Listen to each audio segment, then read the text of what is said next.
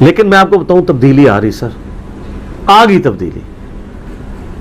ہم کتنے عرصے سے رونا رو رہے تھے کہ فضائل اعمال کے اندر یہ کہانیاں لکھی ہوئی ہیں، میرے کلپ چڑھ چڑھ کے. آج دیکھیں طارق جمیل صاحب کا بھی کلپ آ گیا ہے. وہ سارے واقعات جو ہم کہتے تھے کتاب و سنت کے منافی ہیں، انہوں نے ایک ایک واقعے کو انہوں نے علماء کے جوڑ سے وہ خطاب کر رہے ہیں، جو اینول جوڑ ہوتا ہے all over the world Raiwind میں جو علماء کا، اس سے خطاب کرتے ہوئے انہوں نے فضائل اعمال کا نام نہیں لیا. ہو سکتا ہے وہاں کوئی مجاہد ملت کھڑا ہی نہ ہو جاتا. نام لیے بغیر وہ سارے واقعات جو سامنے بیٹھے ہوئے لوگ بھی اور خود طارق جمیل صاحب بھی پڑھ پڑھ کے سنایا کرتے تھے، وہ سارے واقعات انہوں نے سنائے ہیں. کہ ایک بزرگ جو ہے وہ آنکھوں میں نمک کا سرما لگاتے تھے، عشاء کے وضو سے فجر کی نماز اتنے سال تک پڑھتے تھے. یہ ایک ایک انہوں نے واقعہ گنوایا ہے. پھر اینڈ پہ ان کا یار یہ دین ہم کافروں کو پیش کر سکتے ہیں؟ بعد کے زمانے میں صحابہ کے بعد سے ہی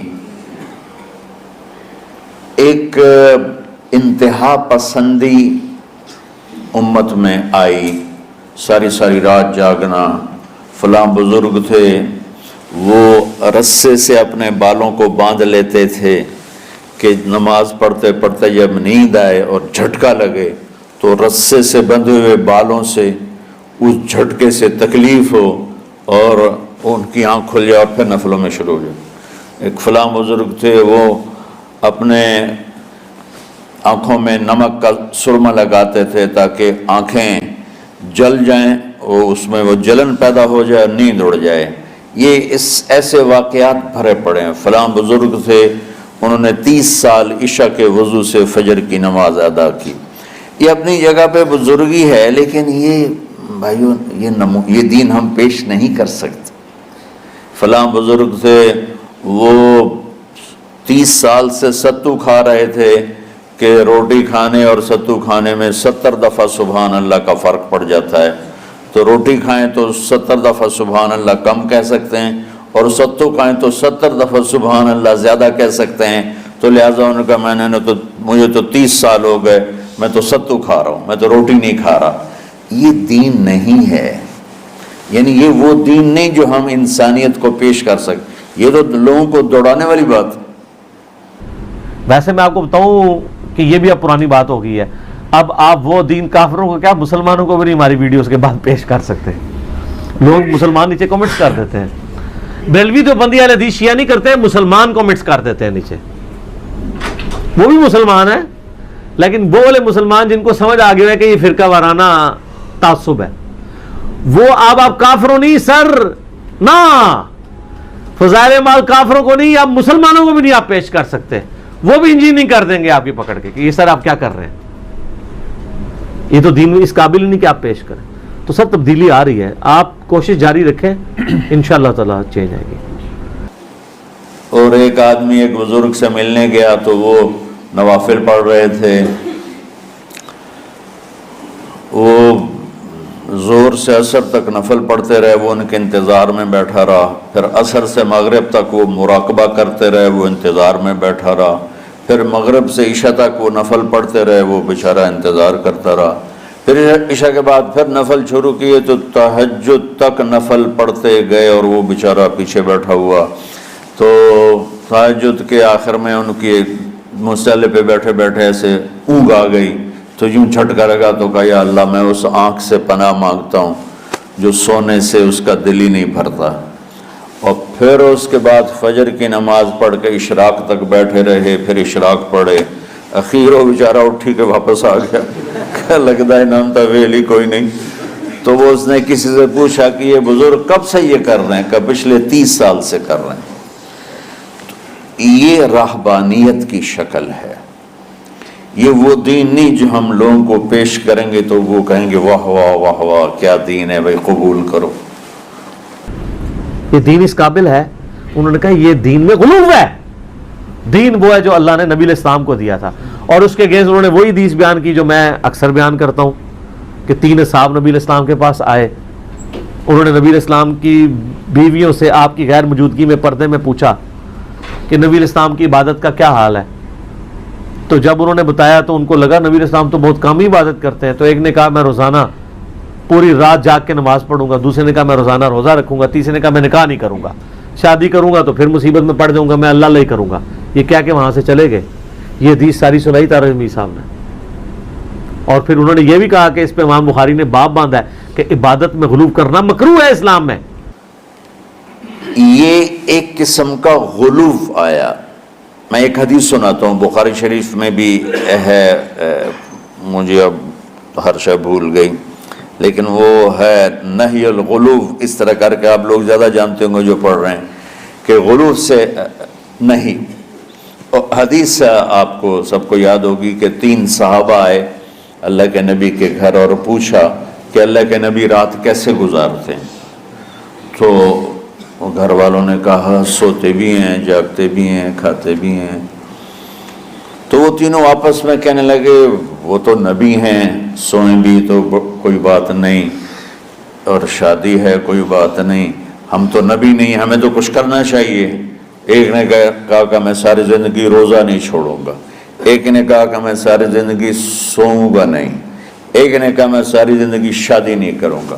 تو دیکھنے میں تو واہ واہ کیا بڑی بزرگی ہے بھائی, بڑے بزرگ ہیں. ہمارے نبی کو پتہ چلا, آپ نے تینوں کو بلا لیا, کہا تم مجھ سے زیادہ اللہ سے ڈرنے والے ہو, میں تم سے انا اتقاکم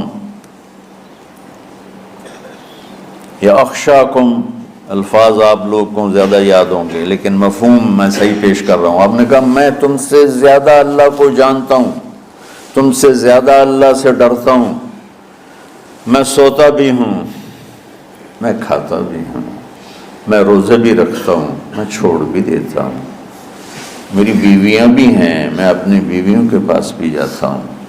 تم دین میں غلو سے بچو, پہلے امتوں کو ہلاک کر دیا دین میں غلو. دنیا میں غلو یعنی انتہا پسندی, ایکسٹریمسٹ ہونا. دنیا ہو یا دین ہو, دونوں میں اعتدال بچو, اللہ تعالیٰ کو پسند ہے. تو سر یہ جو مکروہ ہے نا, یہ سارے کا سارا مکروہ فضائل اعمال اور فضائل صدقات میں لکھا ہوا ہے. فضائل اعمال اور فضائل صدقات کو ان واقعات سے پاک کریں, اور جب تک یہ پاک نہیں ہوتی ہے تو تبلیغی جماعت کے مخلص لوگوں سے کو پاک کر دیں کہ ان کے ہاتھ میں یہ کتاب نہ آئے بلکہ یہ پاک کتاب ان کو تھمائے. اس کو ترجمے سے پڑھا جائے. اتنی بات ہمارے اکابر بھی کہتے ہیں کہ بہرحال فضائل صدقات یا فضائل اعمال میں جو واقعات ہیں, تو چونکہ تبلیغ کا کام پوری دنیا میں پھیل گیا ہے, تو اتنی بات ضرور ہے کہ یہ کرامات اور واقعات ایک حد تک تو اچھے ہوتے ہیں. جیسے میں اب ہر بیان, میں نے ایک دفعہ بیان کر دیا شہداء کے خون کی خوشبو یا وہ فرشتے اترے, اب میں ہر بیان میں فرشتے, خون اور بیٹری چارج اور فلانے قصے ہی لے کے بیٹھا رہوں گا, یہ کیا ہو جائے گا, غلو ہو جائے گا.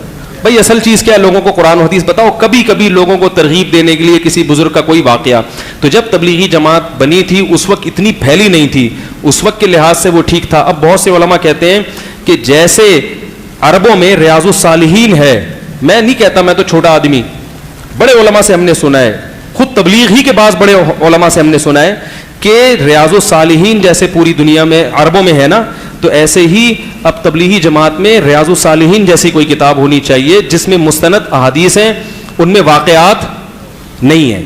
تبدیلی نہیں رہی, تبدیلیاں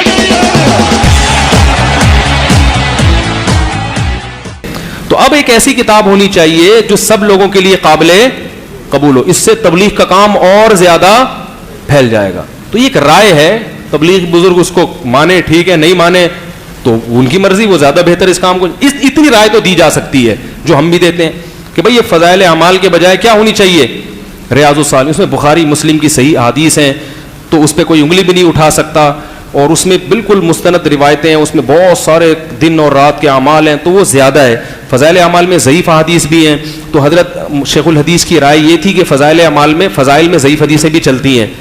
تو بعض علماء سے ہم نے سنا ہے کہ بھئی اگر ان میں بھی صحیح حدیثیں ہی آ جائے ساری تو اور زیادہ اچھا ہو جائے گا نا, کیونکہ جب کام پھیلتا ہے تو پھر اس کا معیار اسی حساب. تو یہ بعض بڑے تبلیغ ہی کے بعض بزرگوں کی ایک رائے ہے, دوسرے علماء کی بھی, اس کو رائے کے طور پر بیان کرنے میں کوئی حرج نہیں ہے.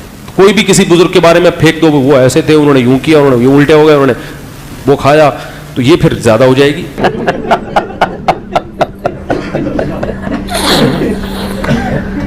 ایک حد تک تو وہ میں گیا نا ایک میوزیم میں, تو مجھے وہ وزٹ کرا رہے تھے, بس تھوڑے سے وزٹ کرا رہے تھے کہ یہ جو ہے کیا نام ہے, یہ حضرت علی کی پگڑی ہے. میں نے کہا شاید ہوگی بھائی, میں نے کہا ٹھیک ہے شاید. تو دوسری یہ کیا ہے, یہ حضرت فاطمہ کا کرتا ہے. میں نے کہا ممکن ہے, ہو سکتا ہے بھائی, اب کیا کہہ سکتے. ایسے میں ہاں کرتا جا رہا تھا. پھر میں نے کہا یہ, انہوں نے کہا حضرت موسیٰ کی لاٹھی ہے. میں نے کہا کچھ زیادہ نہیں ہو گئی, کچھ زیادہ ہو گئی, کافی دیر سے ہم کر رہے ہیں, اب کیا ہو گئی, زیادہ ہی ہو گئی. تو کرامت کا بھی ایک حد ہے. اتنی ساری چیزیں آپ ہی کے بزرگ سے ہو رہی ہیں, ٹھیک ہے, وہ بنا کے مارکیٹ میں لا رہے ہو. پیرانے پیر کے بارے میں اتنی عجیب کرامتیں, وہ جان چھڑوا لی فرشتوں سے لے جا کے, وہ واپس ڈلوا دی. یہ کچھ کیا ہو جاتی ہیں, مستند بھی نہیں ہے اور کچھ زیادہ بھی ہو جاتی ہیں. تو اس کی بھی ایک حد ہے. اللہ تو سب کچھ کر سکتا ہے, لیکن اللہ نے کیا بھی ہے کہ نہیں کیا, تو یہ بھی تھوڑا سا کوئی مستند بات ہونی چاہیے.